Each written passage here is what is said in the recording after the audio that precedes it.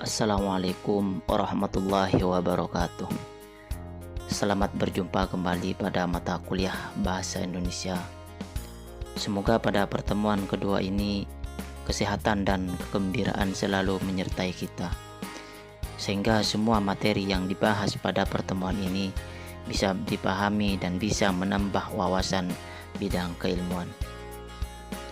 Para mahasiswa-mahasiswi yang saya banggakan, materi yang akan dibahas pada pertemuan ini yaitu definisi kata dan jenis-jenis kata. Kata adalah suatu bentuk terkecil dari kalimat yang dapat berdiri sendiri dan mempunyai makna kesatuan yang terbentuk dari gabungan huruf atau gabungan morfem. Kata bisa didefinisikan sebagai unsur bahasa yang melambangkan satu objek atau konsep. Berdasarkan penjelasan tersebut, dapat disimpulkan bahwa kata adalah gabungan fonim yang bermakna. Gabungan fonim yang terstruktur tidak melebihi dari satu makna. Jika ada pertanyaan, apa yang dimaksud atau apa contoh dari kata itu? Jadi yang dimaksud atau contoh dari kata tersebut seperti kursi itu adalah kata, lemari, ranjang, jam, kasur, kipas, mobil, dan lain-lain sebagainya. Para mahasiswa-mahasiswi yang saya banggakan, jika tadi saya sudah menjelaskan definisi kata, kemudian selanjutnya saya akan menjelaskan tentang jenis-jenis kata.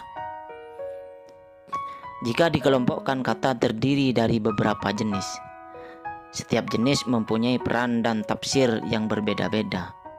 Pada bagian ini akan disebutkan jenis-jenis kata. Sebagai contoh misalkan kata benda, yang kedua kata kerja, yang ketiga kata sifat, seterusnya kata ganti, seterusnya lagi adalah kata keterangan. Apa yang dimaksud dengan kata benda atau nomina? Kata benda atau nomina merupakan kata yang mempunyai definisi benda, atau kata yang disepakati oleh halayak sebagai benda, yaitu manusia, tumbuh-tumbuhan, segala makhluk yang ada di muka bumi ini, baik hidup maupun tidak hidup, serta segala macam yang dibendakan. Sebagai contoh misalkan coklat, kelapa, timun, pepaya itu adalah contoh dari benda, dari buah. Kalau misalkan contoh dari benda manusia, misalkan Ahmad, Siti, dan lain sebagainya, itu adalah contoh kata benda. Kemudian, apa yang dimaksud dengan kata kerja atau verba? Kata kerja atau verba adalah kata yang mendeskripsikan aksi, tindakan, kondisi atau pengalaman sesuatu. Di dalam bahasa Indonesia, verba sering disebut kata kerja karena verba menunjukkan aktivitas dari suatu objek dalam suatu kalimat. Sebagai contoh, misalnya sedang makan, sedang berlari, sedang menulis, sedang berjalan, sedang membaca. Itulah adalah contoh dari kata verba atau kerja. Para mahasiswa-mahasiswi yang saya banggakan, kiranya ini yang bisa saya sampaikan pada pertemuan ini. Kita kembali bertemu pada minggu selanjutnya.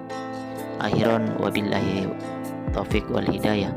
Assalamualaikum warahmatullahi wabarakatuh.